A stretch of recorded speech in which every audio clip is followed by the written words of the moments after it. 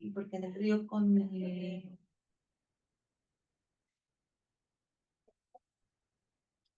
Bueno, conéctate con lo tuyo. Esperemos un ratito que nos podamos conectar con la cuenta de la profe Leila. Sí, se ya todo y menos del PowerPoint.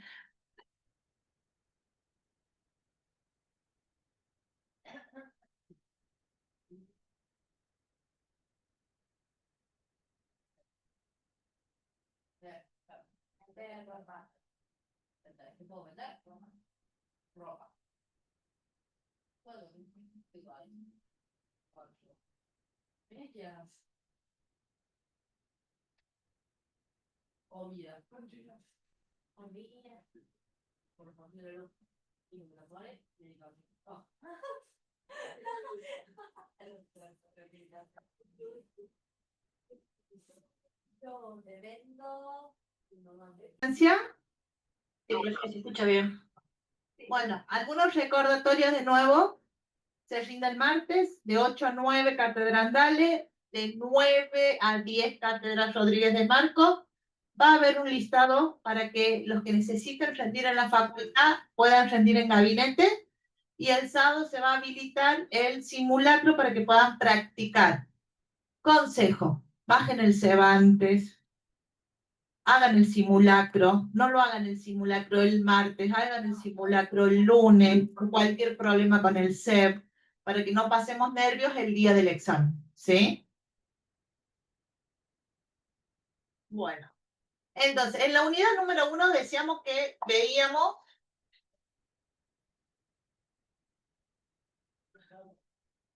la introducción a la materia y el marco conceptual, podríamos decir, de lo que es la administración financiera gubernamental. ¿Cuáles son los conceptos fundamentales que ustedes se acuerdan de la unidad 1 del libro? No de la unidad 1 del programa, unidad 1 del libro. ¿Qué es lo que deberíamos tener muy en claro? No, eso no, nada no. Tenemos que tener en claro. ¿Cuáles son las funciones del Estado?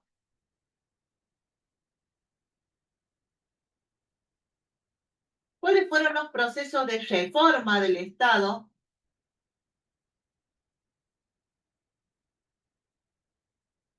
Dentro de estas reformas, recordemos que había algo que ustedes lo van a ver mucho en el libro, que el libro habla mucho siempre de 5D, 3P, 5E, algo muy importante que son las 5D. ¿Qué eran las 5D? ¿Se acuerdan? Bueno, que la profe no me escuche, pero las 5D, chicos, no solo léanla, sino sepan cómo se escribe. ¿Bien? Porque no es tan fácil la ortografía de las 5D, así que yo les recomiendo que vayan al libro y vean bien cómo se escribe para que no tengamos problemas en el parcial. Descentralización. ¿Se acuerdan qué era la descentralización?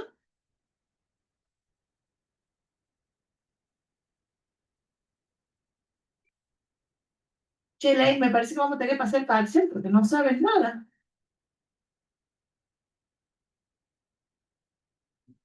¿Los del virtual podemos participar, profe? Obvio. Te siento que traje el parcial para que lo hagan ahora. Meta. ¿Qué se acuerdan de la 5D? ¿Nada? Descentralizar. Comienzo. ¿Qué es la administración financiera gubernamental?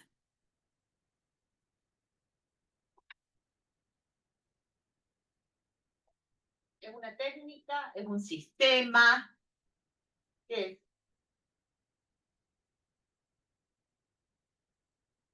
Uh-huh.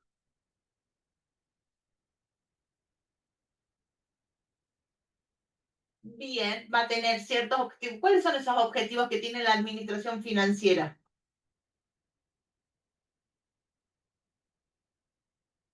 Dos objetivos. Liquidez y rentabilidad.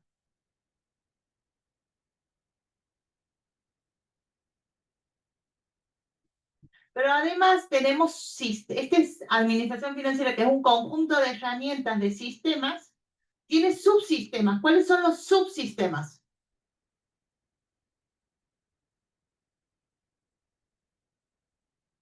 Esto lo vimos la primera clase con la profe.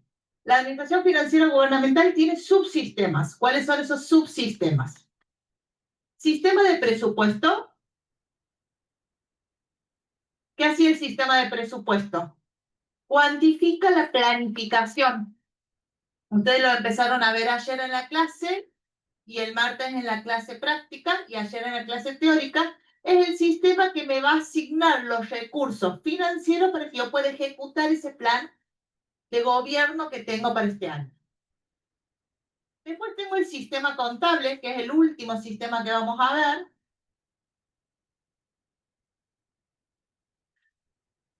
Que es el que va a registrar todos los eventos económicos que hace el Estado. Bien, va a ser un sistema, el sistema contable es el sistema integrador. Después tengo el sistema de tesorería, que va a ser el que no solo va a administrar la liquidez y no solo va a pagar y cobrar. Un sistema que nosotros escuchamos mucho en Argentina, el sistema de crédito público, que le vamos a hacer otro color.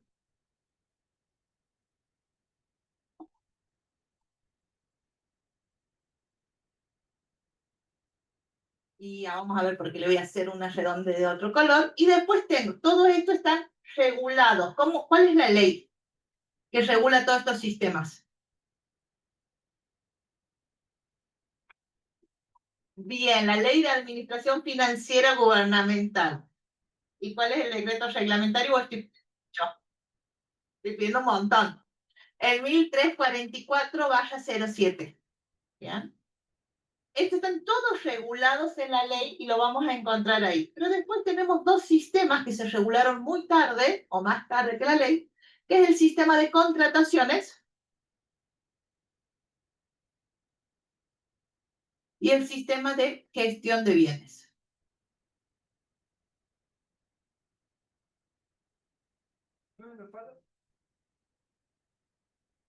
Entonces, en la primera unidad, lo que vemos es el marco conceptual de la administración financiera.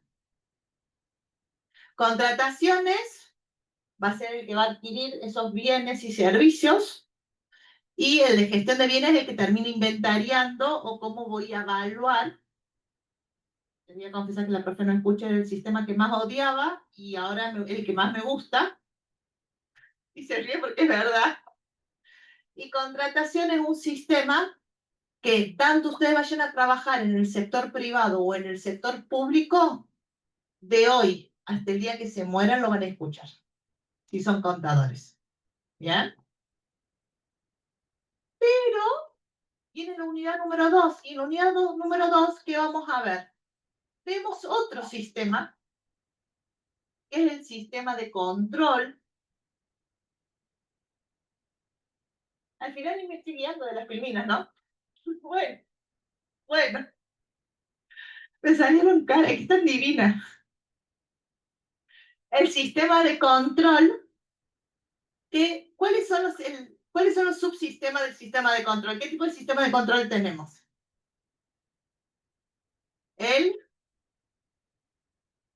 interno y el externo. Bien.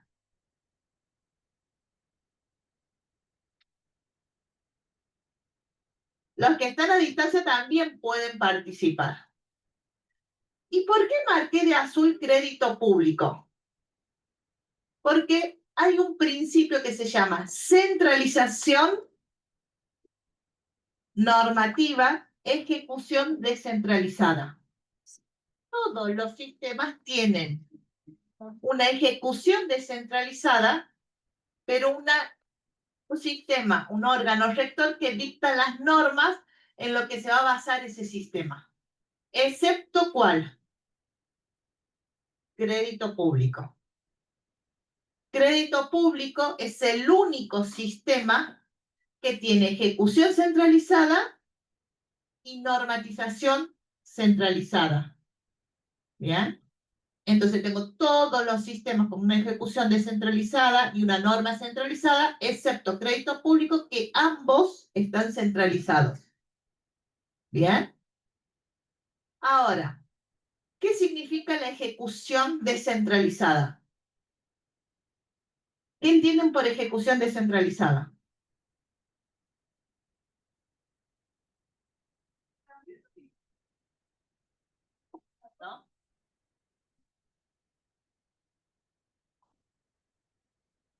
¿No? Es la ejecución.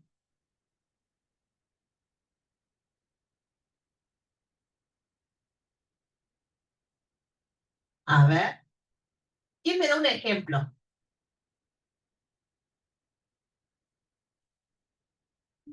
Ujú.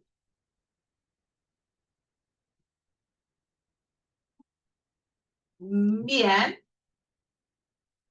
Y la profe mira.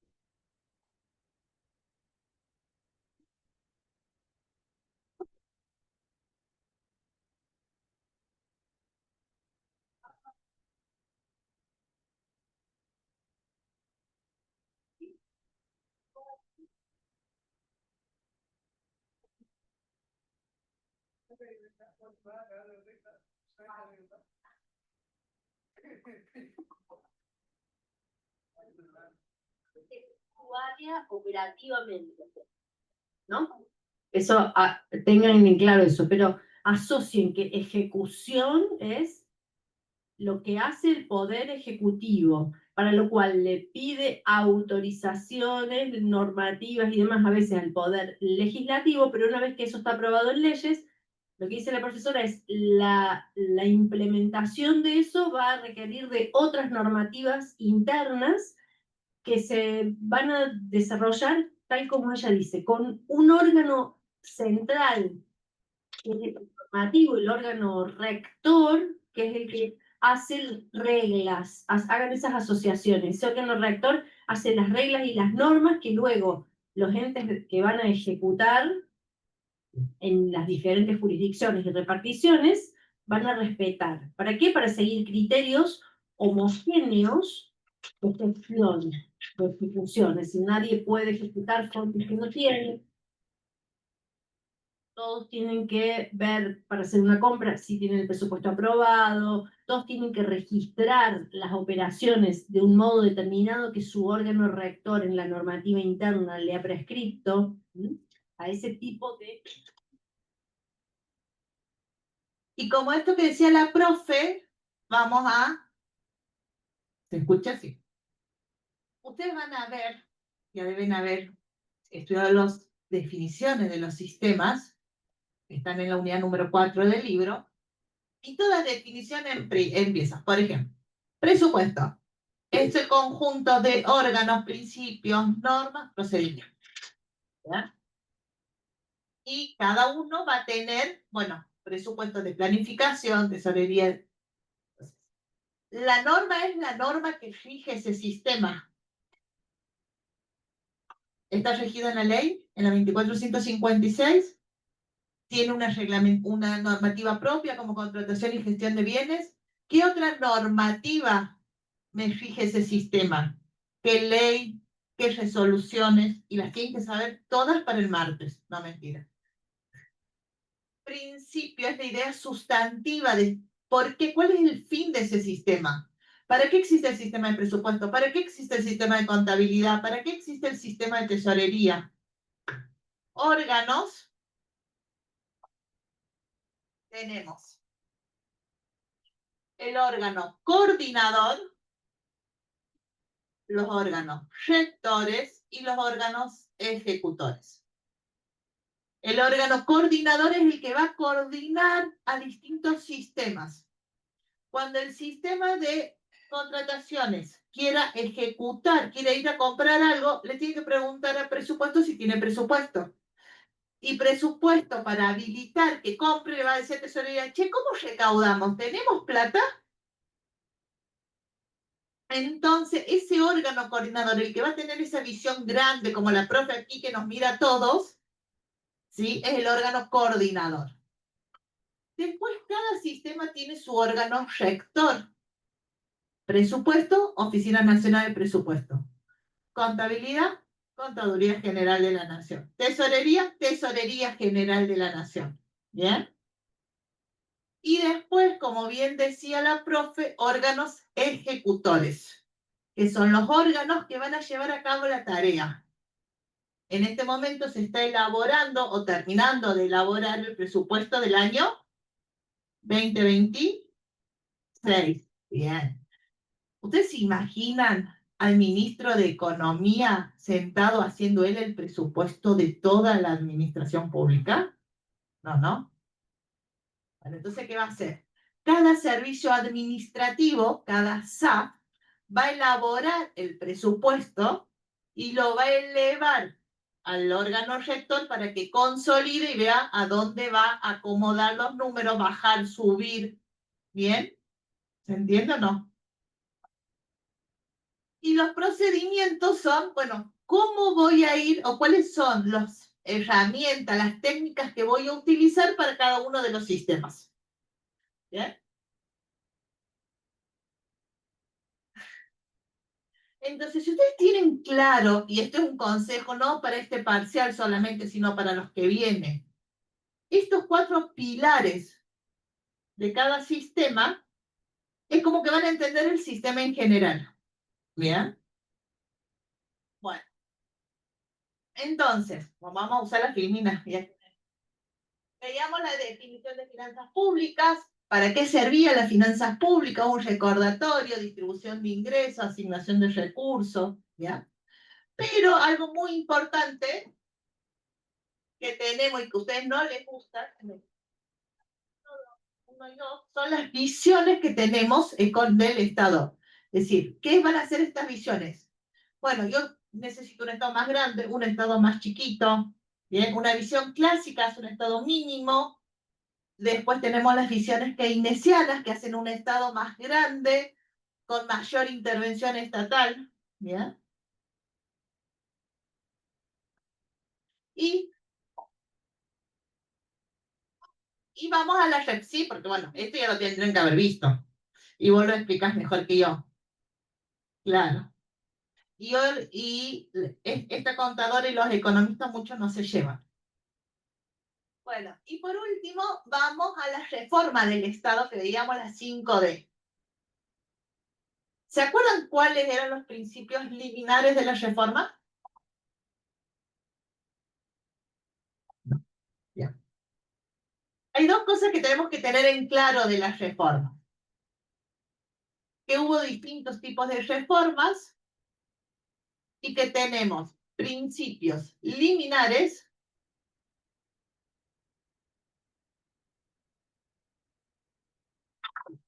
y tenemos los resultados de la reforma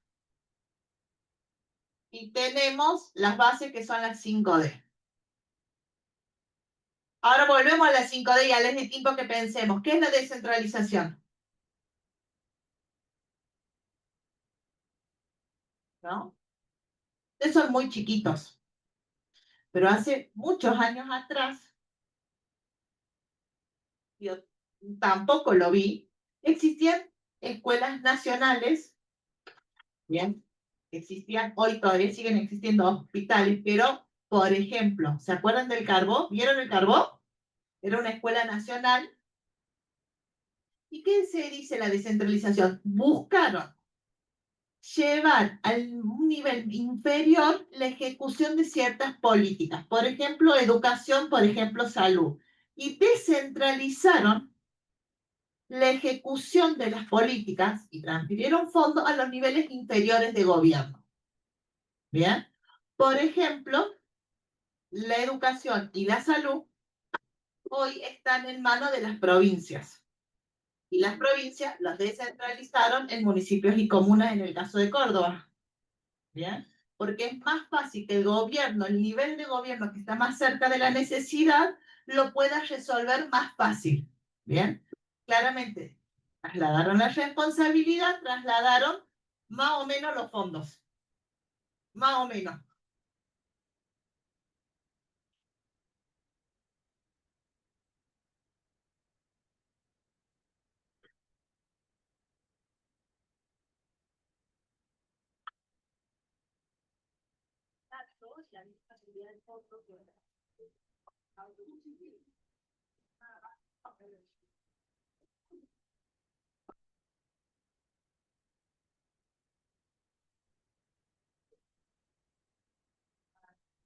En las provincias, porque, bueno, no alcanzaban a prestar, con la coparticipación, no alcanzaban a prestar todos los servicios que les habían sido derivados, y parte de la seguridad también. Entonces, esa crisis que se produjo a finales de los años 80, que puso en crisis al Estado Nacional, crisis de deuda, de hiperinflación y demás, se empezó a solucionar y a salvar con esta reforma que empezó en el año 89, 90, 91, reformando todas las estructuras, entre ellas esto de descentralización, desconcentración y demás, y el Estado, bueno, la convertibilidad, ¿sí? Esto lo tienen todo en el libro relatado, esa parte histórica, muy en detalle.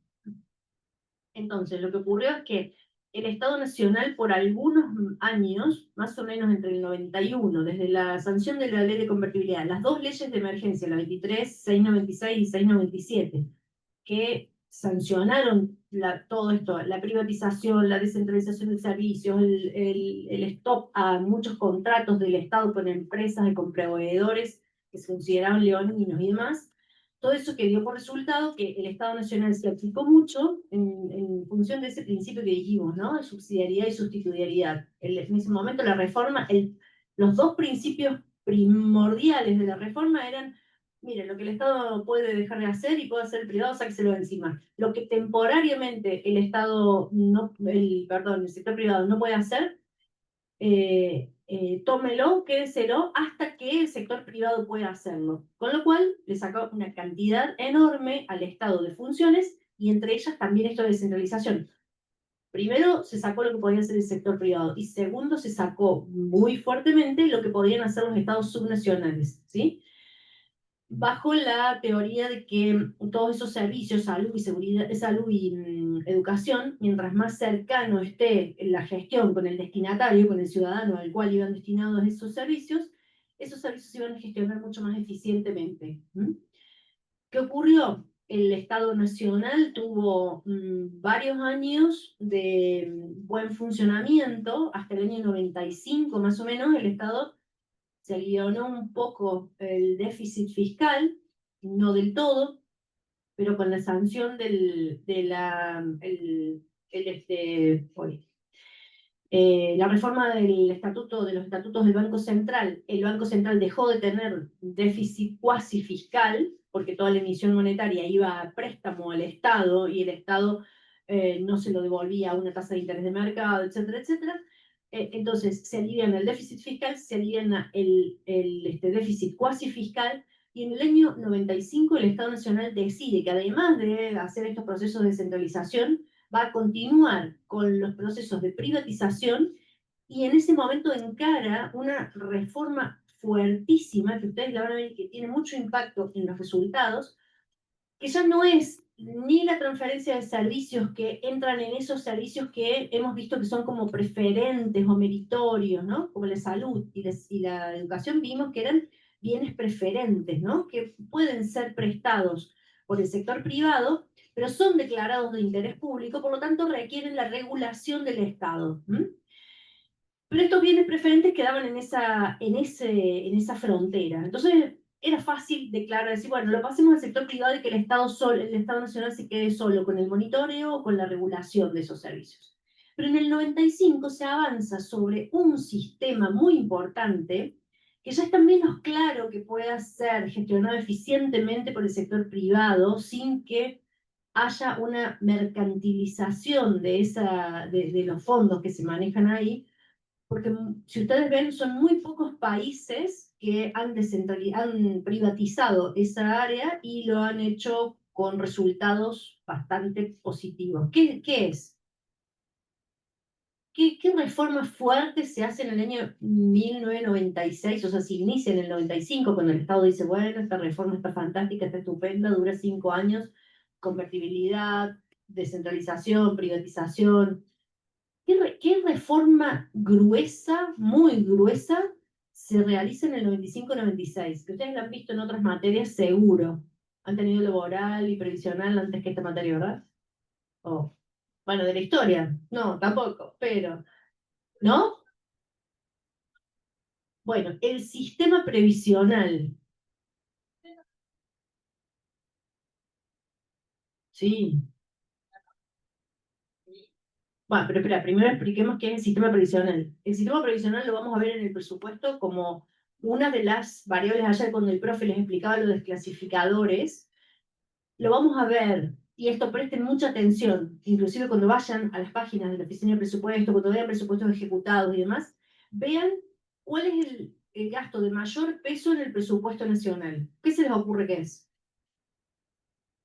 Jubilaciones y pensiones. Las prestaciones por jubilaciones y pensiones, eso es el gasto público más alto que tenemos en la ecuación de gastos, ¿sí? Lo clasificamos como lo clasifiquemos, como servicios sociales, por finalidad de función o por objeto de gasto. Además, van a ver que es una parte muy gorda del gasto público. ¿Qué pasa? Muchos teóricos, muchos análisis que ustedes van a ver, cuando se centran y nos centramos en el análisis del gasto público, la primera impresión es, miren qué cantidad y qué grueso que es el gasto en previsión social, las jubilaciones y pensiones. Hay que recortar este gasto. Y todos compramos eso, compramos fuertemente. En la década del 90 también se compró, cuando empezó a haber déficit en el año 95, es decir, cuando se acabó el dinero proveniente de las privatizaciones de empresas públicas y el efecto de que el Estado ya no tenía el gasto en salud y en educación. Entonces hubo un momento de, tenemos comodidad financiera, pero el dinero de las privatizaciones se acabó, se privatizó. Básicamente la empresa de teléfonos, que era un desastre, la verdad, ameritaba que se privatizara, pero no se privatizó como se debería, con los montos que se debería. Entonces, bueno, fueron 2.000 millones de... 2.000 millones de dólares la venta que se hizo de la empresa. Se privatizó Aerolíneas Argentinas, se privatizó Somisa, se privatizó YPF,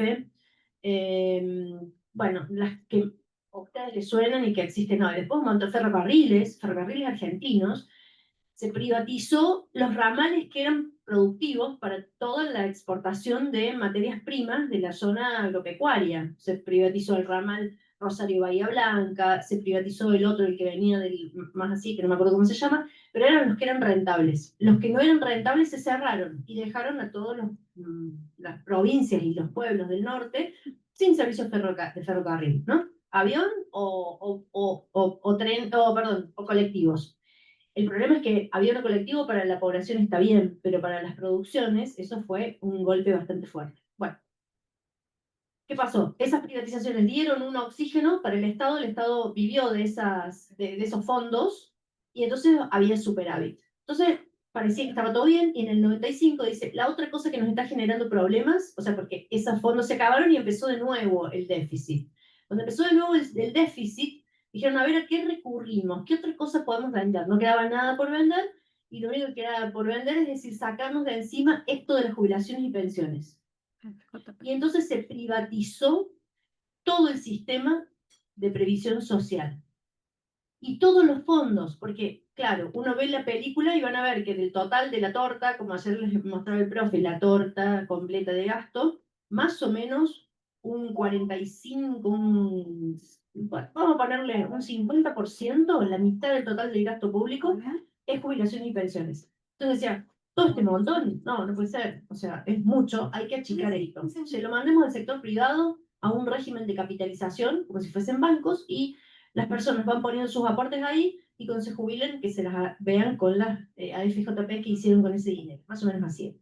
El tema es que nadie miraba del otro lado de la ecuación, porque si bien es casi el 50% del gasto público, ¿qué les parece que pasa? O sea, esos son los compromisos, ese es el pasivo del Estado que tiene que pagar y afrontar esos pagos de jubilaciones, pero no es que eso venga de los impuestos, de las rentas generales. ¿De dónde vienen esos compromisos que asume el Estado de pagar jubilaciones?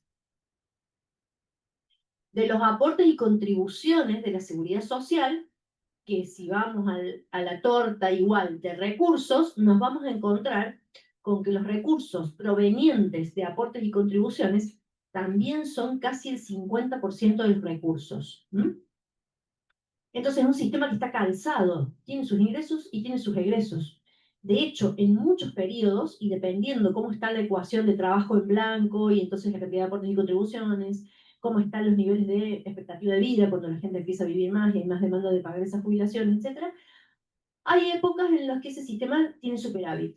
Ese superávit, desde que se volvió a nacionalizar ese sistema en el 2008, se mostró que ese superávit era palpable porque se creó por ley un fondo de garantía de sustentabilidad, que ustedes lo van a ver, lo van a leer, lo van a leer en los diarios, nadie sabe qué es, está en las cuentas, está siempre en un apartado especial.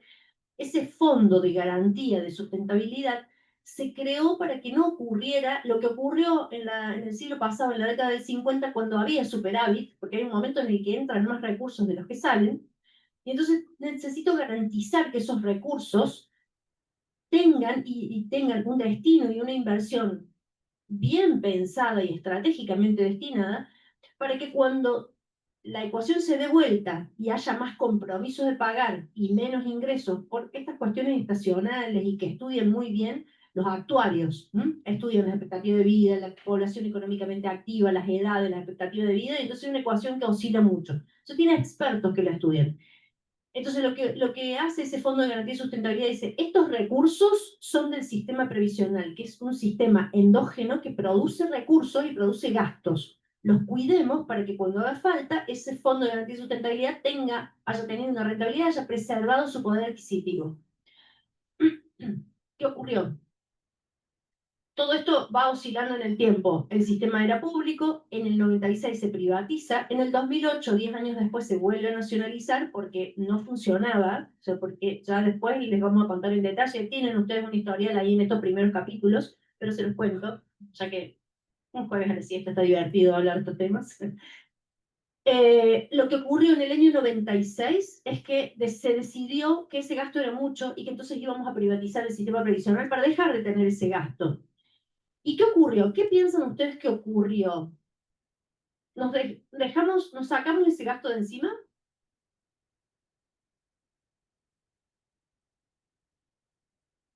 ¿Qué piensan que hicieron las empresas privadas con bancos? Las FJP eran bancos, pero que captaban esos capitales y los hacían trabajar, ¿sí? Lo que ocurrió fue que la ley dijo, todos los recursos provenientes de aportes y contribuciones de la seguridad social van a ser canalizados ahora a las AFJP, bancos.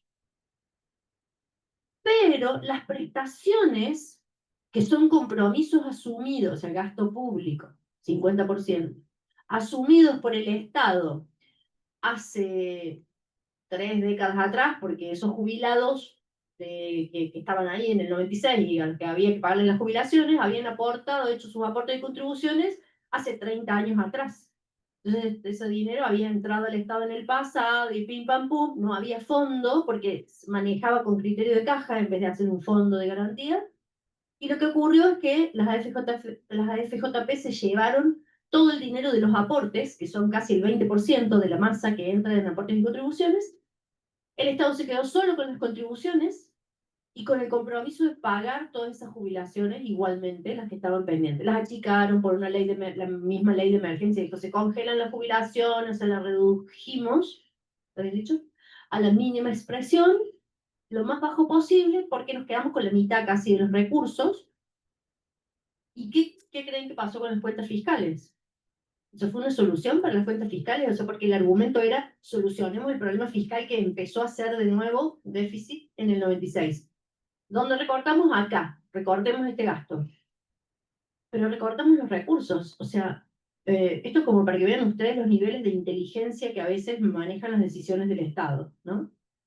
El Estado se quedó con un bocado muy grande que salió de las arcas de los recursos, pero sí se quedó con todos los compromisos de pago.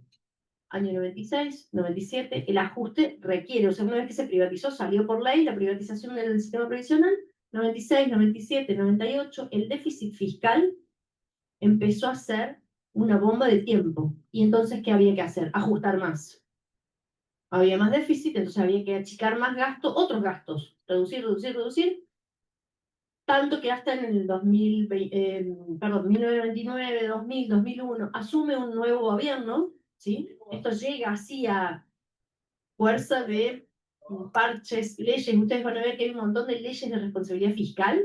Ley de responsabilidad fiscal 1, responsabilidad fiscal 2, responsabilidad fiscal 3, en el término de año 99, 2000, 2001, 2002, como 5 leyes de responsabilidad fiscal que no les vamos a pedir que se acuerden los números, sí les vamos a pedir que se acuerden que esos paquetes de leyes de responsabilidades fiscales decían casi lo mismo que decía la ley 2456, que supongamos que es la ley madre de responsabilidad fiscal porque pone en orden toda la gestión financiera del Estado, nada más que como no se cumple, o sea, el mismo gobierno que la implanta en el año 92, en el 96, 97, 98 ve que es insostenible porque el principio de equilibrio, ya van a ver que cuando veamos el próximo miércoles con el profe Diego de Marco, vieron que les prometió que les va a explicar lo de los principios presupuestarios.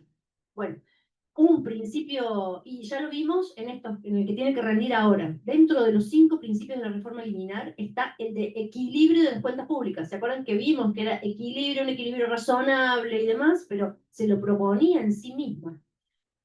Es la primera que lo viola, ¿sí? El mismo gobierno, porque no cambia el signo político desde la reforma hasta el año 96-97, ahí se renueva el mismo signo de gobierno. Se tira a los empujones porque ¿qué empieza a ocurrir? ¿Cuál es el otro factor decisivo en el 97-98? Empieza a haber desocupación. ¿Por qué? Porque el ajuste del sector público empieza a tener impacto en la demanda agregada y esa demanda agregada empieza a tener impacto en los niveles de empleo. Entonces lo que empieza a reinar del 97 hasta el 99 es unos índices de desocupación que llegaban casi a 2 dígitos en la franja etaria de ustedes. Entre 18 y 29 años la tasa de desocupación era del 29%.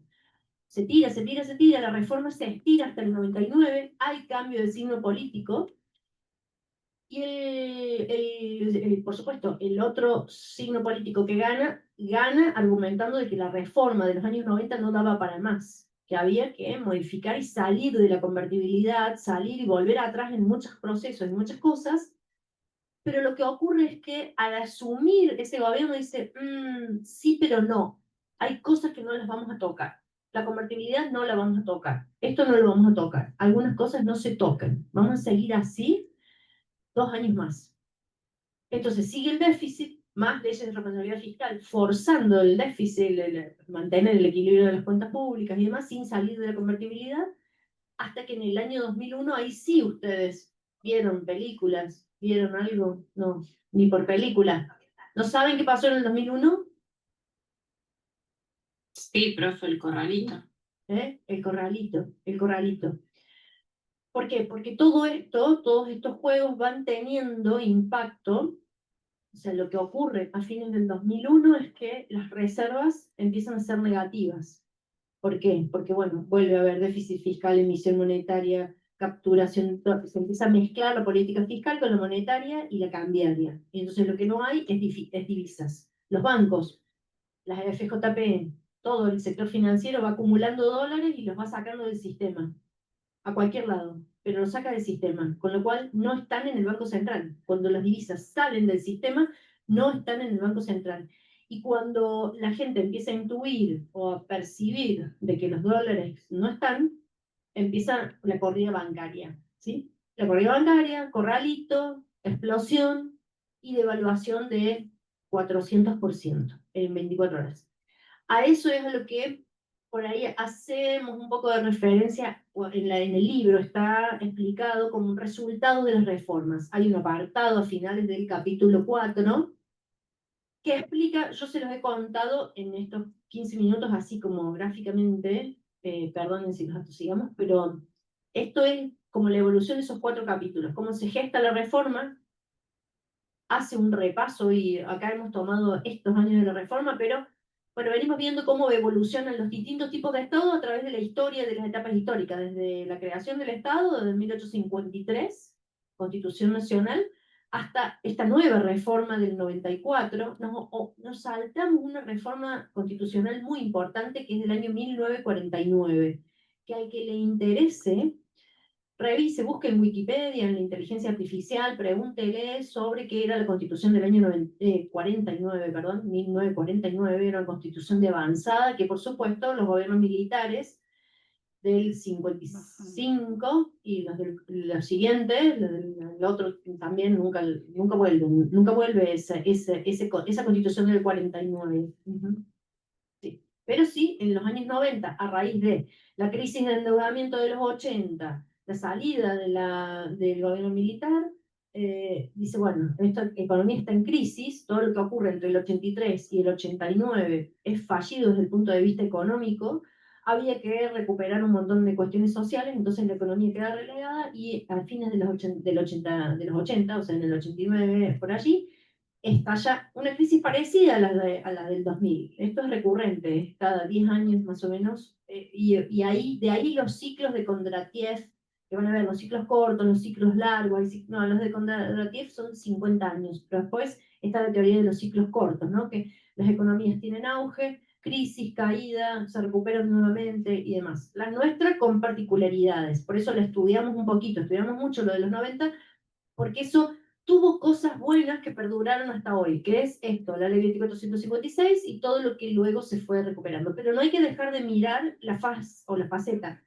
económica y financiera que, bueno, es lo que vemos ahí como resultado de la reforma y que tiene que ver con estos sistemas, tiene mucho que ver con esto, esta 5D, con la 5E, que se pretendió hacer más eficiente el Estado, pero después se hace una cosa medio torpe como privatizar toda esta fuente de recursos que eran los sistemas previsionales, y el resultado es esa caída abrupta entre el 96, 97 y el 2001 que explota todo. Y yo no me acuerdo, usted no había nacido tampoco. Bueno, no, yo no había nacido. Bueno, como la profe ya me avanzó así un montón. No te digo el micrófono.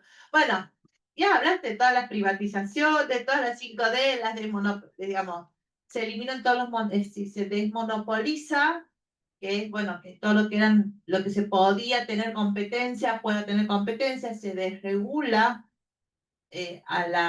bueno, creo que es una palabra que abren el diario hoy, tienen 150 millones de ejemplos de desregularización del Estado, con lo cual eso tenemos mucho.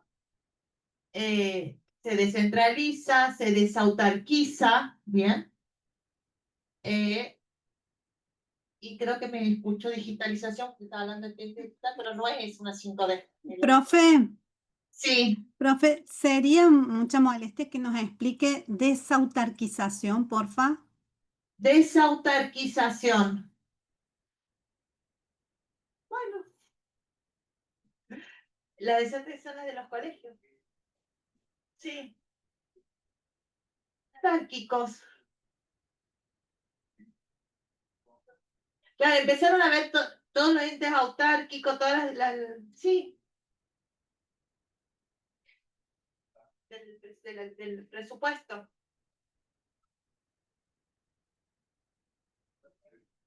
Sí. Ya me acuerdo. Es decir, buscando algo fácil, digamos. Esto dice la profe. Lo que pasa es que me va a matar la profe, pero si yo tuviera que cambiar, yo esta unidad la volvería a dar al final, porque uno la entiende una vez que ve todas es decir, que ve todas las unidades, pero cuando veamos sistemas contables, ustedes van a ver que hay algo que se llama fondos fiduciarios, que también es reconocido, fondos de afectación específica y fondos especiales. Y había una época en donde, y cuando veamos el sistema de tesorería, vamos a ver el Fondo Único del Tesoro, que era un sistema anterior. Entonces, ¿qué pasaba? Como que cada ente tenía su propio presupuesto, manejaba sus fondos que estaban fuera del sistema presupuestario, no estaba en esta unidad, que lo voy a espolear a Diego. Hay un sistema que dice que el presupuesto tiene que incluir todo, tiene que ser un único elemento con una única política, así que debería estar todo en este presupuesto nacional. No era tan así antes, cada uno tenía su propio presupuesto, su propia caja, su propio fondo, y lo que se busca es, y bueno, y se empiezan a crear todo esto, los fondos de afectación específica, los fondos fiduciarios, ¿sí? Como también para que cada uno tenga su propio objetivo. Pero, no voy a espolear, lo único que establece la ley es que todo eso tiene que estar incluido dentro de un presupuesto, que tiene que haber un único elemento. Si está todo bien, manejen sus fondos, tengan fondos especiales, fondos específicos, pero que esté todo presupuestado. ¿Bien? Bueno. No, tranqui. Bueno, vamos a las 3P. ¿Se acuerdan cuáles son las 3P? Diríamos, planificación. Obtener misión, visión, objetivo a largo plazo, objetivo a corto plazo. ¿Qué quiero hacer? ¿Cómo lo quiero hacer? Cuando yo sé qué quiero hacer, programo cómo lo voy a hacer, en qué tiempo. Y eso es la programación. Y una vez que tengo la programación, digo, bueno, quiero hacer esto. De esta forma, le tengo que asignar los recursos financieros, que es el presupuesto. ¿Bien? Esto de las 3P. La profe me está haciendo interferencia, ¿no? Profe, disculpe. Hay un compañero con el micrófono abierto. Si usted lo puede mutear. Yo le estaba culpando a la profe. Bueno, y voy a hacer un repaso rápido de la unidad número 2, porque quiero que vayamos a las preguntas, y son un montón. Sí. No, ya está, ¿sí? Ahí está, Marco. Sistema de control. Tenemos dos sistemas de control, interno y externo. El sistema de control interno depende de quién. Del Poder Ejecutivo. Poder Ejecutivo. ¿Cuál es su órgano rector? La SIGEN. La Sindicatura General de la Nación. ¿Y cuáles son sus órganos ejecutores? ¿Cómo se descentraliza la SIGEN? ¿No? Por las unidades de auditoría internas. Claro. ¿Qué características tenían estas unidades de auditoría interna? Técnicamente dependen de la SIGEN, pero autárquicamente dependían de cada una de las jurisdicciones, ¿De cada una de las jurisdicciones o de la máxima autoridad de la jurisdicción? de la máxima autoridad de jurisdicción. Bien. ¿Esto qué hacía? Y bueno, la SIGEN le daba el plan de trabajo, pero responde al ministro o a la máxima autoridad. ¿Qué tipo de control hace la SIGEN? Aparte de interno. ¿Se acuerdan cuáles eran los tipos de control? Previo, posterior, Selectivo. ¿cómo? Previo selectivo. No, bueno, esos son los tipos de control. Pero ¿cuáles eran los tipos de controles en general? Previo, posterior y concomitante. ¿Se acuerdan o no? Yo le escuché a la profe. Bueno, ¿qué era el control previo? Ahí tenemos el obligatorio y el selectivo, ¿verdad? Ahí tenemos el obligatorio y el selectivo. ¿Qué es un control previo obligatorio? Es en el que se tiene que pedir autorización para poder actuar, ejecutar Bien. con ¿Y qué anterioridad. sería el selectivo? No es necesaria la autorización previa, sino que el control se ejecuta antes, o sea, se hace antes de la ejecución solo en algunas actividades. Les voy a dar un ejemplo, Sí. ¿ya? Y vamos a empezar a comparar. ¿Cómo se llama el órgano de control externo en Córdoba? Tribunal de Cuentas. Tribunal de Cuentas. Bien. ¿Cómo se elige el Tribunal de Cuentas en Córdoba? Por el voto directo de la gente. Muy bien. Bueno, entonces, en Córdoba sí, existe el control previo obligatorio. ¿Qué significa esto? Que el Poder Ejecutivo no puede ejecutar el gasto si no tiene la autorización del Tribunal de Cuentas. ¿Bien? En cambio, en acción nada va a prohibir que el Ejecutivo gaste. Puede gastar aunque la SIGEN no lo autorice. Bien, por eso es la diferencia entre obligatorio y selectivo. ¿Se entiende? Ahora, aparte existe una diferencia entre control de legalidad y control de gestión. Bien. ¿Qué tipo de control hace la SIGEN? De gestión. De gestión. ¿Solamente? ¿Y legal también? De legal también. ¿Y qué más?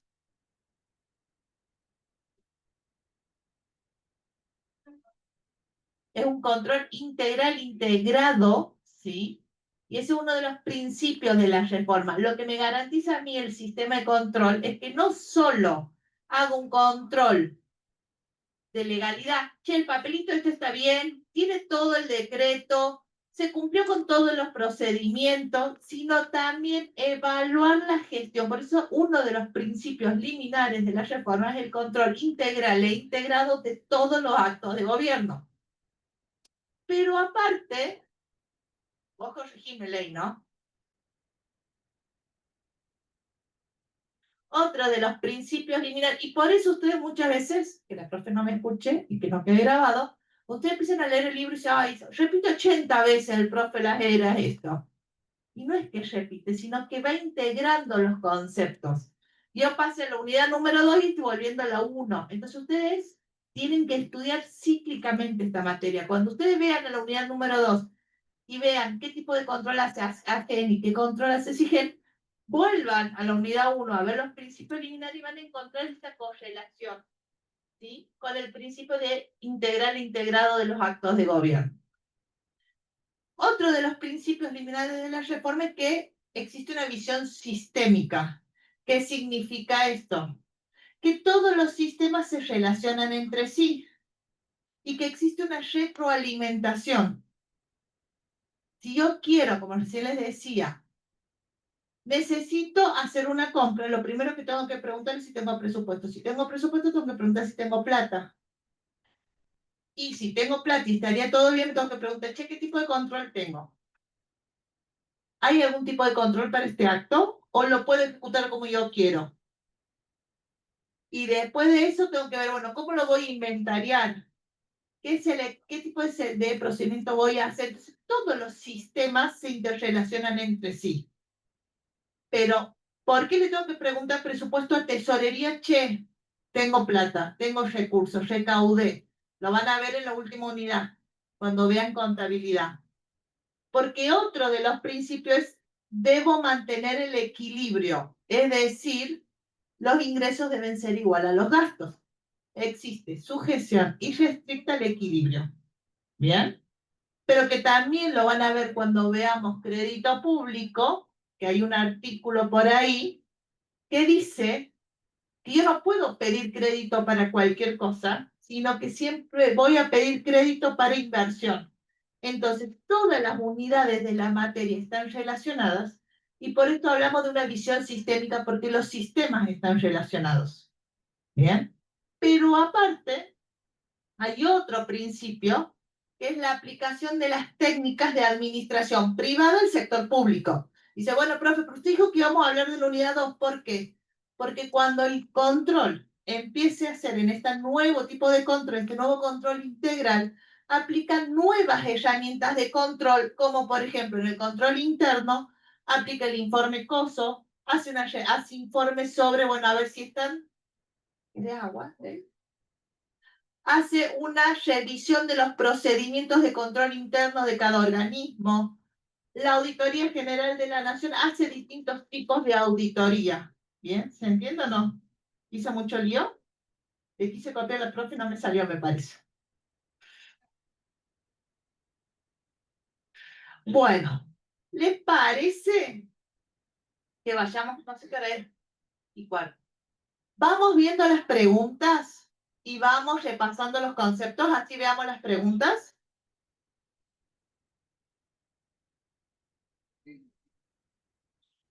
Ahí los que están a distancia van a poder escanear.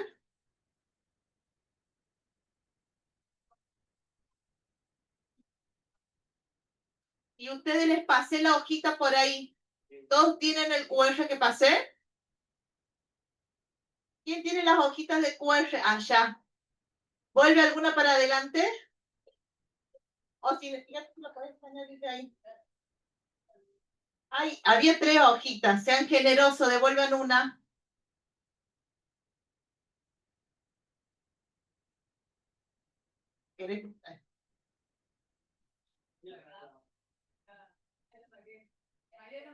Ahí viene, mira, el pobre va a venir caminando. No tanto. No va a caminar tanto.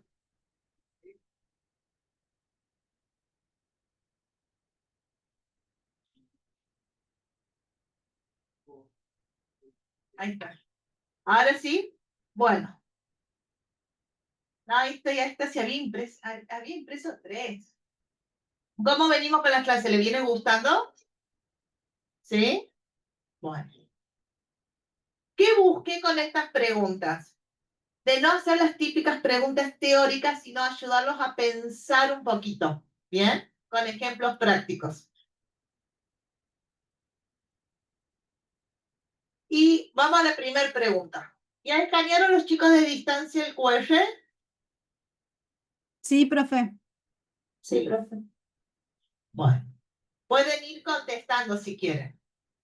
Dice, un intendente quiere diseñar un plan de desarrollo urbano a 10 años. ¿Qué etapa del proceso decisional corresponde? ¿Qué está haciendo?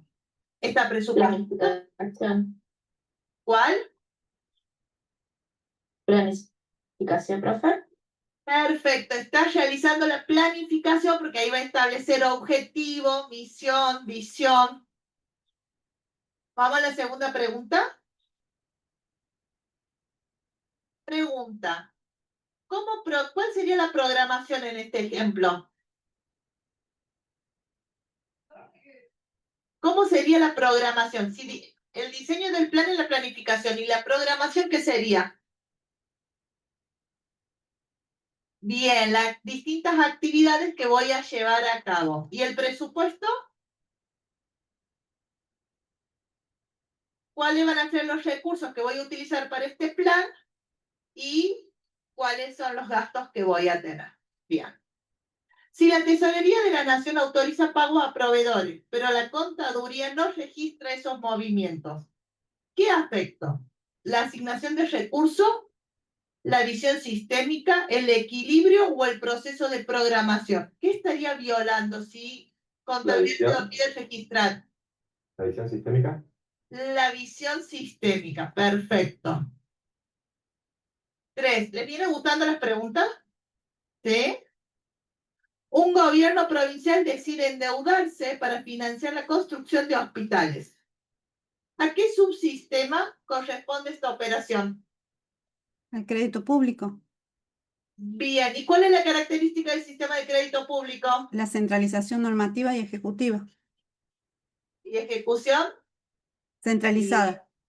¿Presupuesto tiene la misma característica? No, profe. No. ¿Tesorería? Tampoco. ¿Control? Tampoco. Se dan cuenta que lo repetí como muchas veces, ¿no? Ah. Vamos al otro. Un analista compara la solvencia y liquidez del sector público con la de una empresa privada. ¿Qué característica estamos poniendo en juego aquí? La analogía y diferencia pública-privada, el control integral, el principio de universalidad o el presupuesto plurianual. ¿Cuál es la diferencia entre la administración financiera gubernamental y la administración financiera privada? No, ¿cuál es la diferencia? Pregunté. ¿Cuál es la diferencia entre administración financiera gubernamental y administración financiera privada? Bien, ¿la privada qué busca? Rentabilidad. ¿Y la pública? Contribuir al bien común. La rentabilidad, yo buscaré en la administración financiera gubernamental tener una rentabilidad. Pero, profe, usted lo dijo. Que sí, pero son distintos tipos de rentabilidad. La administración financiera gubernamental va a buscar una rentabilidad, es decir, una rentabilidad social. La rentabilidad económica, de que tanto se habla, es más social. Claramente que si yo, una escuelita en el Champaquí, 7 alumnos, ¿es rentable para el Estado? No. Pero es necesario, porque si no, ¿qué vamos a hacer con los chicos en el Champaquí? ¿Se entiende? Es decir, no va a ser solo una rentabilidad económica, sino también busca una rentabilidad social. Entonces, si yo comparo la solvencia y la liquidez, ¿qué estoy comparando? ¿Un control integral? Integral. ¿Un principio de universalidad? ¿El presupuesto plurianual? No, estoy buscando las diferencias entre la administración financiera pública y privada. Un plan estratégico nacional define como objetivo reducir la pobreza el 25% en 5 años. ¿En qué fase se traducirá este objetivo en partidas financieras concretas? Planificación, programación, presupuesto, control. Si habla de 5 años, ¿será planificación, profe? Eso es lo importante de leer. Vuelvo a leer la pregunta, escuchen. Ay, sí, perdón. Ahí está. Un plan estratégico nacional define como objetivo reducir la pobreza al 25% en 5 años. Si quedara ahí la pregunta, ¿qué sería? Planificación. Sí. Pero ¿qué dice la pregunta? ¿En qué fase se traducirá este objetivo en una partida financiera concreta? Presupuesto. Bien. Presupuesto. En realidad, estas son las preguntas. Es decir, le puse esta pregunta porque ustedes siempre empiezan a leer en el parcial las primeras 4 palabras y no siguen leyendo todo lo que dice. ¿Ya? ¿Qué no te gusta? ¿No? Ah, bueno. Ya la conozco a la profe cuando hace cara. Vamos a otras preguntas. ¿Te gustan las preguntas?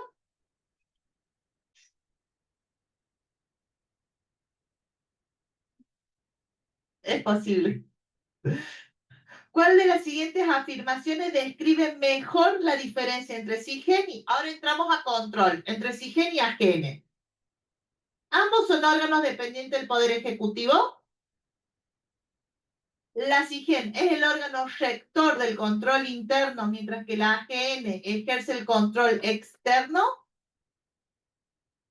La SIGEN actúa de manera independiente y posterior, mientras que la AGN actúa de forma concomitante. ¿Los dos tienen exactamente la misma función de auditoría? ¿Cuál sería la correcta? La segunda opción, profe. La SIGEN es el órgano rector del control interno, mientras que la AGN del control externo. Sí. Ámbito y sección. Si un organismo descentralizado de la Administración Nacional quiere implementar un control preventivo de sus operaciones financieras, ¿qué órgano debe intervenir? La SIGEN es la AGN porque supervisa organismos descentralizados, la SIGEN porque coordina los controles preventivos dentro del Poder Ejecutivo, la jefatura de gabinete o el Congreso a través de una comisión específica. ¿Cómo? La AGN, ¿qué es un organismo descentralizado? Sí lo va a controlar, pero lean la pregunta. No quiere hacer un control posterior, quiere implementar un control preventivo. El presidente del organismo descentralizado o el jefe máximo dice, che, quiero ver que no se me pase nada. Quiero ver cómo funcionan los sistemas de control, cómo funciona todo mi circuito. ¿A quién va a llamar? ¿A la AGEN o va a llamar a la SIGEN? ¿La SIGEN? Va a llamar a la SIGEN. Yo les voy a dar un consejo, ¿sí? Control no es fácil, pero es muy fácil si ustedes entran y empiezan a ver los distintos tipos de informes que hay, y ahí se van a dar cuenta qué hace cada uno de los organismos. ¿Bien? Como quien leer el sábado a la noche, que dice que va a estar frío, lean los informes, y en realidad están muy buenos los informes de la SIGEN y la AGEN. Sí.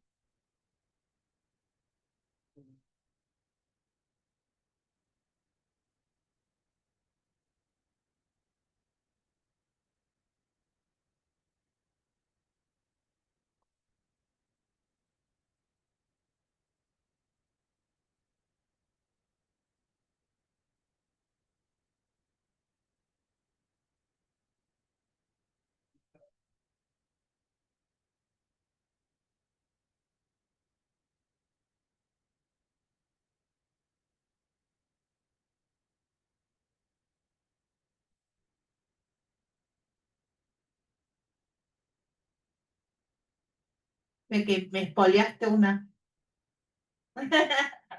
No se escucha, profe, igual. Ah, bueno, qué bueno. Bueno, ¿qué característica distingue a la Auditoría General frente a la SIGEN en cuanto a su autonomía? La AGN depende administrativamente de Presidencia. La SIGEN tiene mayor independencia financiera que la AGN. La AGN posee independencia funcional financiera frente al Congreso, mientras que la SIGEN depende de Presidencia. Ninguna, ambas dependen del Ministerio de Economía. Siempre hay una que nada que ver, ¿no? Una ayudita. ¿Ah? La tercera, ¿qué dice la tercera?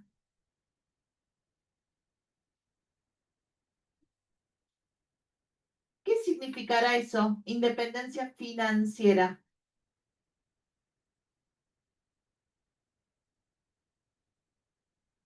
¿Qué sería independencia financiera?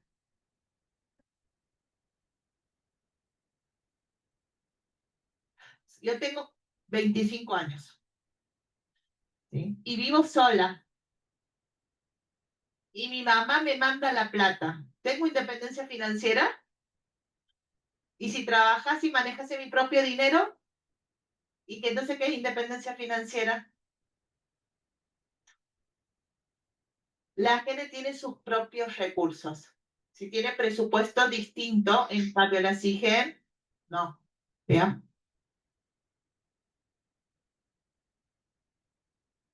¿De qué?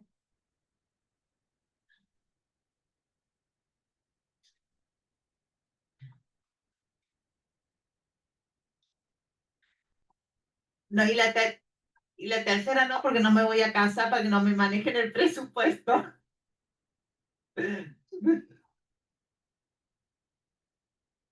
tercera es que alguien te mande recursos, pero que esos recursos tengan dos tratamientos. En un caso te puede decir, estos recursos vienen condicionados a tal cosa, a que hagas y los apliques de tal modo.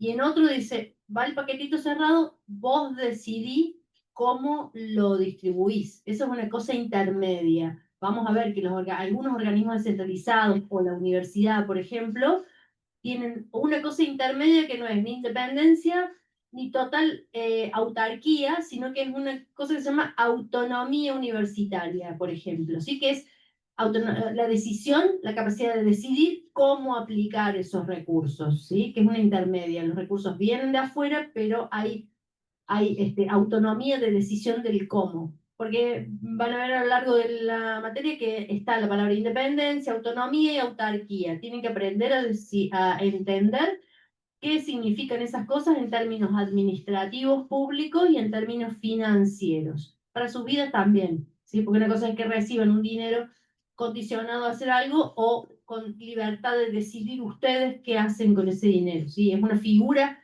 jurídica importante.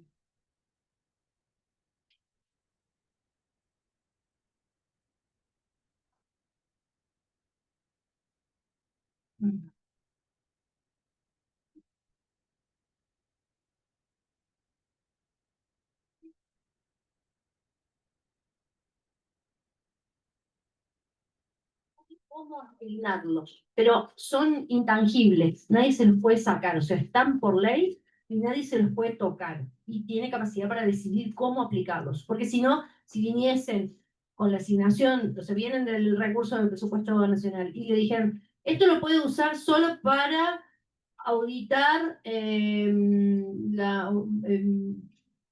a la universidad solamente, para las universidades públicas, las universidades privadas no. Supongamos que viene con esa condición, ahí le está limitando la decisión de cómo aplicar los fondos. O le dice, usted no puede contratar más de determinada persona, no. O sea, la decisión de qué tipo, qué va a hacer, y eso lo decide ese organismo. A lo largo de toda la materia vamos a ver que hay distintos organismos dentro del propio presupuesto que tienen esos distintos caracteres, ¿sí? Algunos son organismos descentralizados, algunos son autónomos, los fondos fiduciarios tienen algún carácter particular y demás. Vayan a eso tomándolo nota. La profe exponía todos los temas que vamos a ver a futuro. Lo que decía la profe de los fondos de afectación específica, que tengan una asignación específica, es algo que se va a ver, si lo van a terminar de entender, y es un tema muy, muy importante de capítulo 8, unidad 8. Me olvidé dónde quedé. ¿Cuál es la última que leí? No, habíamos leído lo de la autonomía financiera, ¿no? Sí. Tipo de... Bueno, sí. En la auditoría realizada durante la ejecución de un programa presupuestario, ¿qué tipo de control se está aplicando? ¿Un preventivo de SIGEN? ¿Un concomitante? ¿Un posterior? ¿O normativo del Ministerio de Economía? Un concomitante, Bien, ¿por qué? porque lo está haciendo mientras ocurre el presupuesto, digamos. No, Bien. ni antes ni después. Lo está haciendo durante la ejecución. Va a ver cómo se ejecuta ese programa. ¿Bien?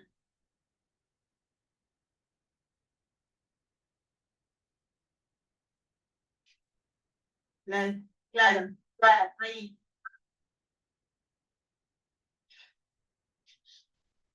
Vamos. ¿Qué diferencia clave existe en la estructura orgánica de la sindicatura y la AGN? La SIGE se organiza en 7 auditores generales, mientras que AGN en unidades de auditoría interna. La SIGEN cuenta con la red de auditorías internas en cada organismo del Ejecutivo, mientras que la AGN funciona con un colegio de 7 auditores designados por el Congreso. La AGN depende de la presidencia, mientras que SIGEN depende del Congreso. Ambas estructuras son idénticas. La B. ¿Por qué la C no es? ¿Cómo? ¿La AGN depende de presidencia mientras que la SIGEN depende del Congreso? ¿O es al revés? Ah. ¿Cuál de las siguientes funciones corresponde exclusivamente a la AGN? Supervisión de unidades de auditoría interna, dictamen de la cuenta de inversión y presentación de informe al Congreso, establecer normas de control interno, realizar controles preventivos. Bien, ¿y qué puede la SIGEM? ¿Puede o no puede intervenir en el dictamen de la cuenta de inversión? ¿No? ¿Lo van a ver en la última unidad? La SIGEM puede, no es obligatorio que dictamine, lo puede hacer, en cambio la AGN es obligatorio que dictamine. ¿Bien? Ahora, el dictamen de la AGN, ¿es vinculante o no vinculante? no vinculante. ¿Qué significa no vinculante? Exactamente, que él puede decir, te recomiendo aprobar y el Congreso rechace, o puede decir, te recomiendo rechazar y el Congreso apruebe. Bien. El Ministerio de Salud, el Ministerio de Salud detecta irregularidades en la compra de insumos médicos y pide una auditoría urgente antes de autorizar el gasto. ¿Qué organismo debe intervenir y qué tipo de control aplicaría?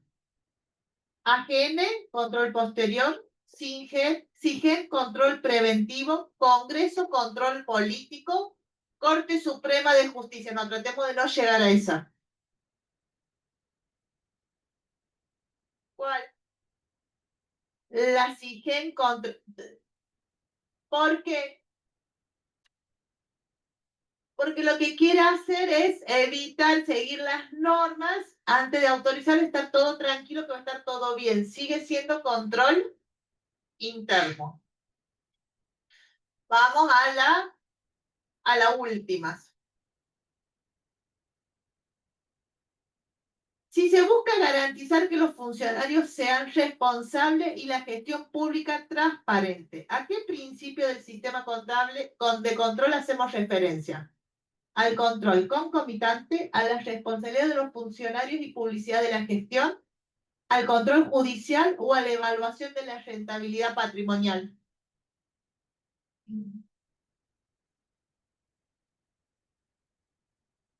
¿Para qué controlo?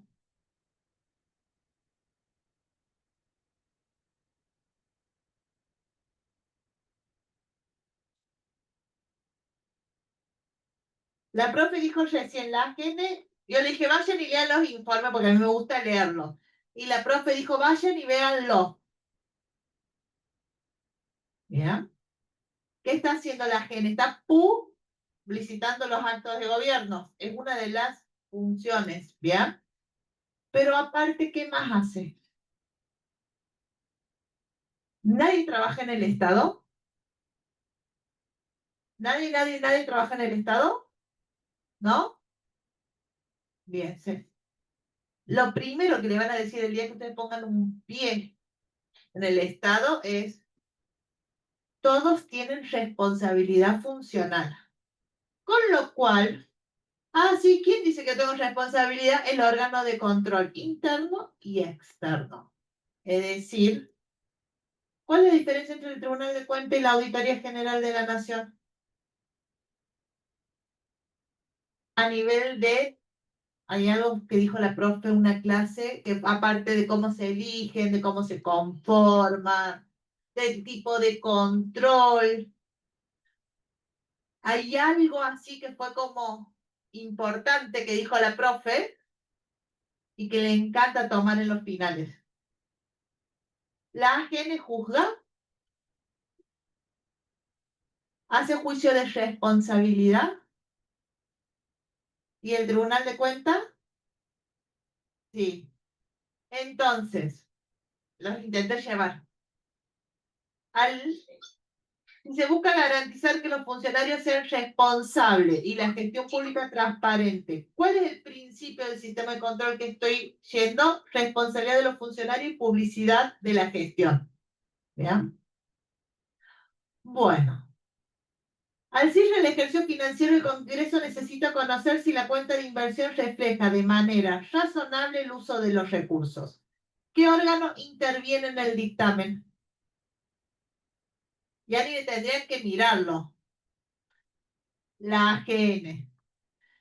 El Ministerio de Salud debe comprar insumos en forma rápida durante una emergencia sanitaria. Antes de emitir la orden de pago, consulta para validar el circuito administrativo. ¿Qué tipo de control se trata? ¿Preventivo, posterior, concomitante o judicial? No. El ministerio debe comprar insumos en forma rápida durante una emergencia sanitaria antes de emitir. ¿Bien? Y creo que ya terminé todas, ¿no? Sí. Bueno. ¿Cuáles son las tres que me quedan? A ver. Me olvidé.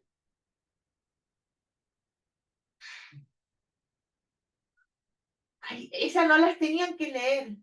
Esa era el chapa, eran preguntas del parcial. Porque la profe no se... No, mentira. No las puse, me olvidé. No las puse en la filmina. Vamos. Todos prestaron atención, ¿no? No, mentira. Disueñen. Claro.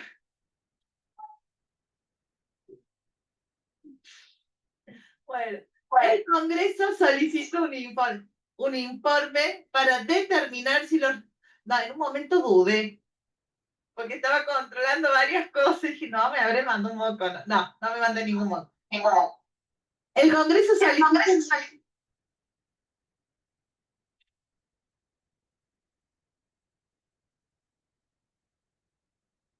No, había que había un micrófono.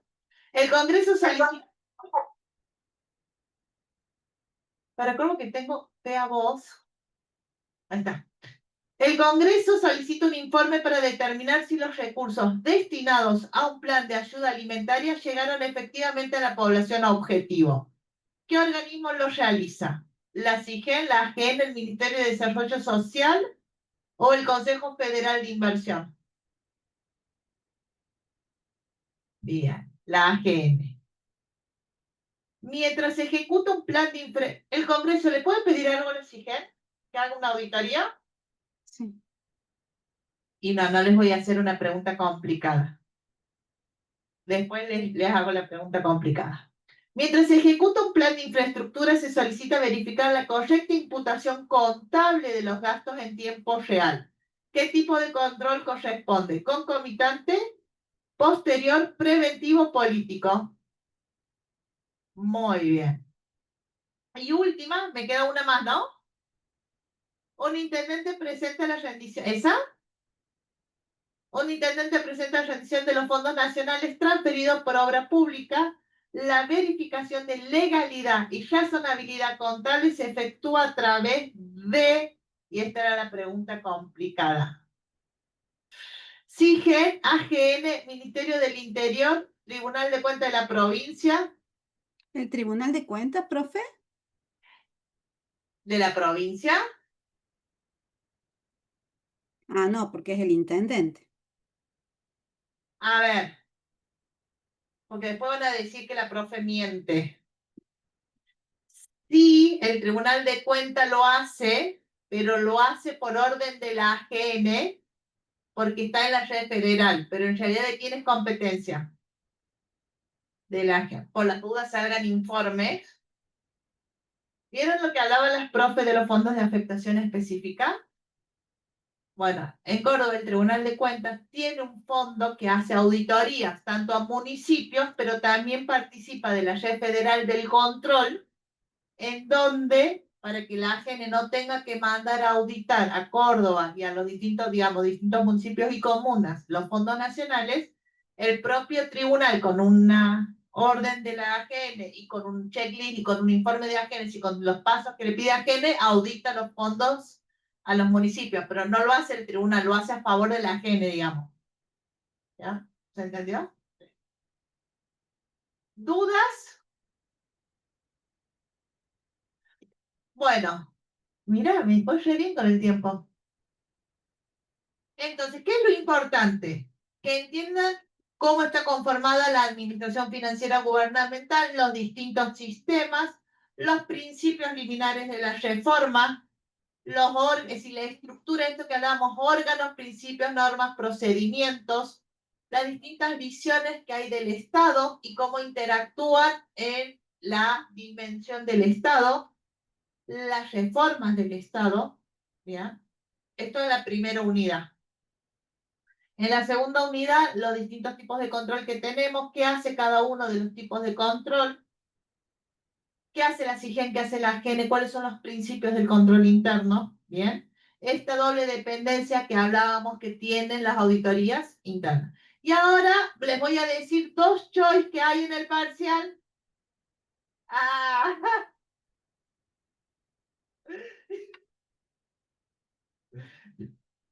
bueno, ¿dudas? ¿No? algunas recomendaciones para el parcial. ¿Sí? Algunas recomendaciones para el parcial. Lean bien las preguntas. ¿Sí? Hoy tenemos la inteligencia artificial y la inteligencia artificial la podemos usar bien o la podemos usar mal. Si ustedes le preguntan así sin nada a la inteligencia artificial, ¿cuál es la diferencia entre control interno y control externo? A las 5D les va a dar cualquier cosa. Pero si ustedes le ponen la ley y le dicen, ¿me podés tomar sobre el órgano de control? Y después usted también se puede corregir. Les va a tirar preguntas y les va a ayudar, ¿sí?, a que ustedes puedan estudiar. Estamos a 4 días del parcial. Es decir, viernes, porque hoy es jueves, viernes, sábado, domingo, lunes, martes rinden. Estudien, porque este parcial es corto, fácil, sencillo. Es decir, los temas son lindos y son generales. ¿Bien? Después, a medida que entramos, sí. No. Ojo con eso.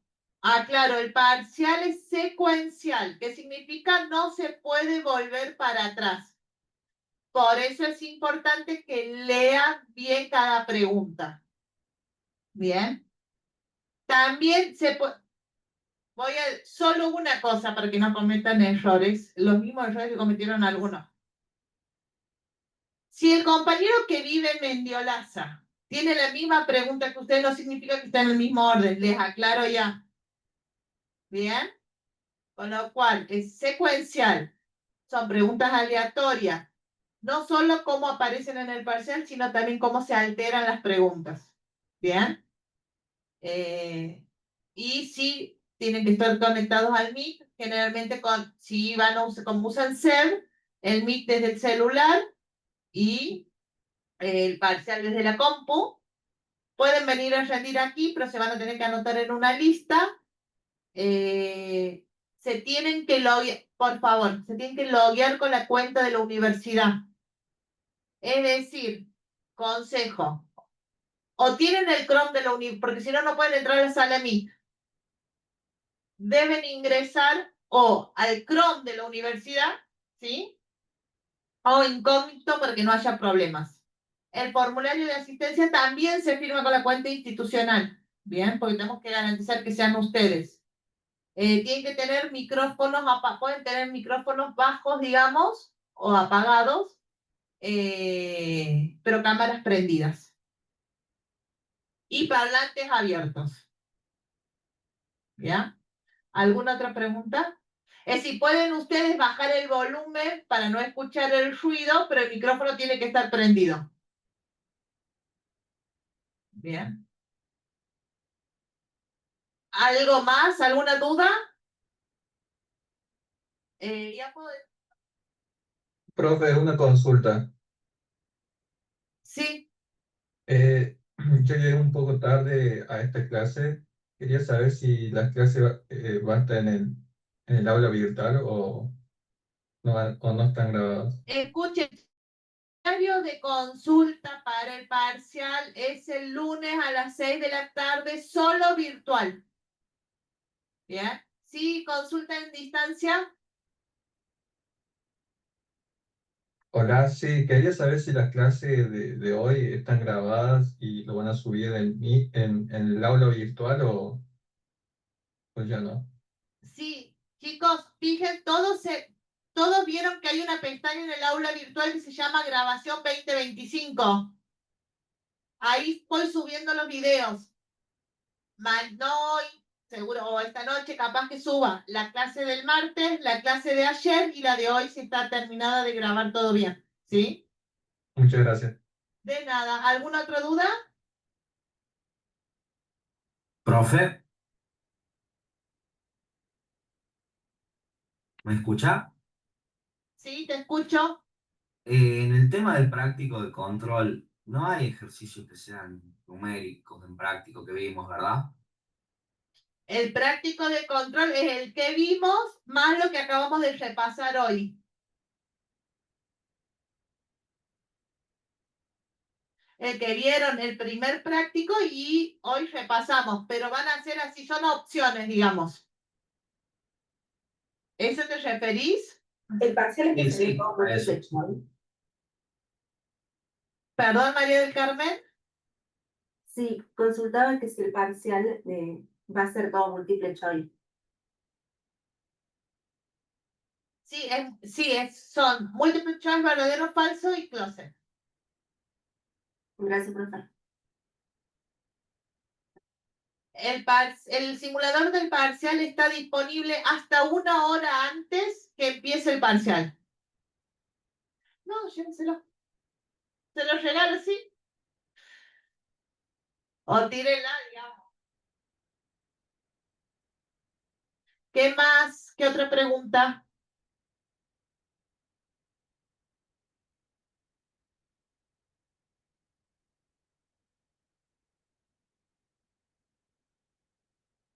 Va a haber una lista.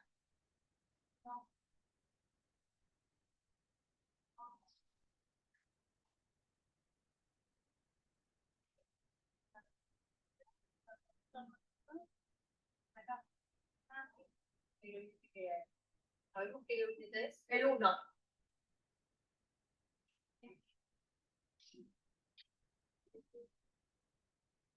Vale.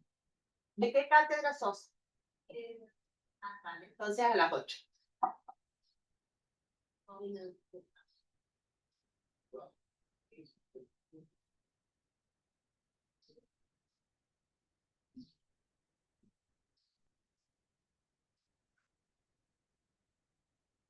¿La ejecución descentralizada o la ejecución centralizada?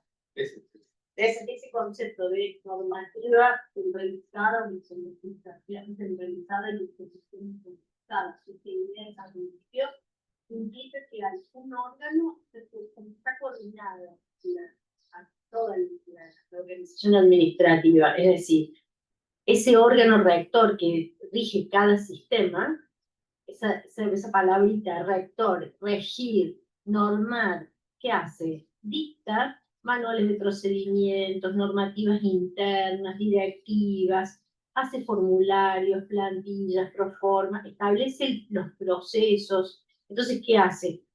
Todo ese órgano rector publica y entrega a los órganos descentralizados que después van a ejecutar, les entrega toda esa normativa, se les pone a disposición, las difunde y demás, y todos los órganos que ejecutan las tareas de llevar el presupuesto, la ejecución del presupuesto, por caso, digamos, el órgano rector de la oficina del presupuesto está en la nación, pero tiene unas normas que aplican acá la dirección de administración de la facultad, ¿sí? O de la universidad.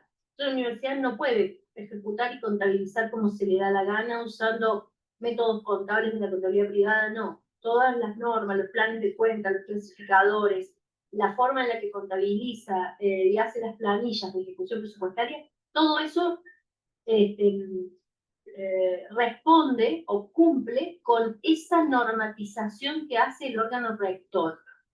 A eso se refiere, a que hay homogeneidad en toda la forma de hacer las cosas, en todas estas unidades capilares que componen la red, porque todas responden a esas normativas dadas por el órgano rector. Entonces yo lo que tengo después es que la información de la Facultad de Ciencias Económicas es comparable con la Facultad de Ciencias Económicas de la Universidad de La Plata. Es la misma, entonces yo las comparo y esta facultad tiene superávit o déficit. Nadie va a venir a decir, ah, no, porque contabilizó de tal manera o de tal otra, lo hizo de distintas formas, se refiere a las formas. ¿Está claro? En el libro igual está muy bien explicado, pero vale que lo intercambiemos, mejor así explicando. De nada. Chicos, el formulario tiene las respuestas, es decir, que si ustedes hacen clic les va a aparecer la respuesta correcta, si no después se las mando, se las cargo. Sí, va a haber un formulario tanto por el canal como por la Moodle en donde se van a poder anotar.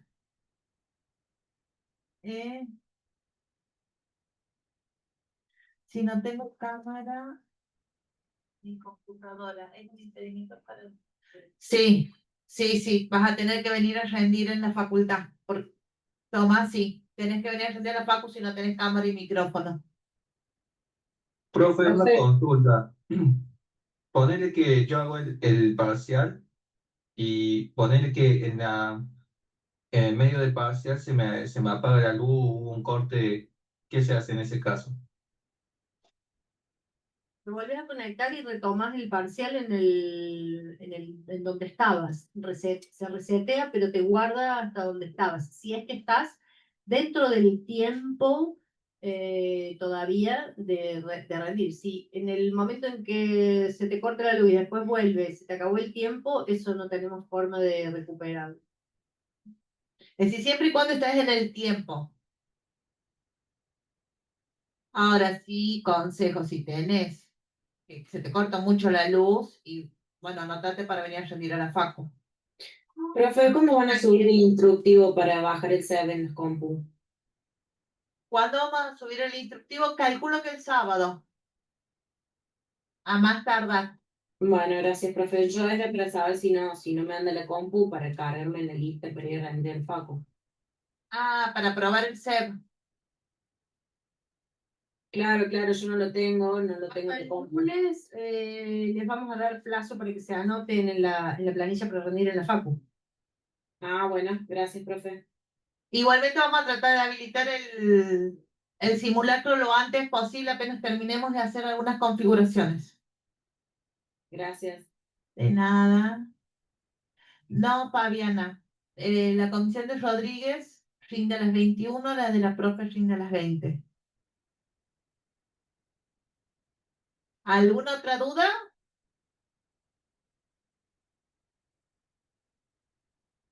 No. Bueno, muchas gracias, chicos, que tengan una excelente tarde y nos vemos el martes en el parcial. Y espero que les haya gustado la clase.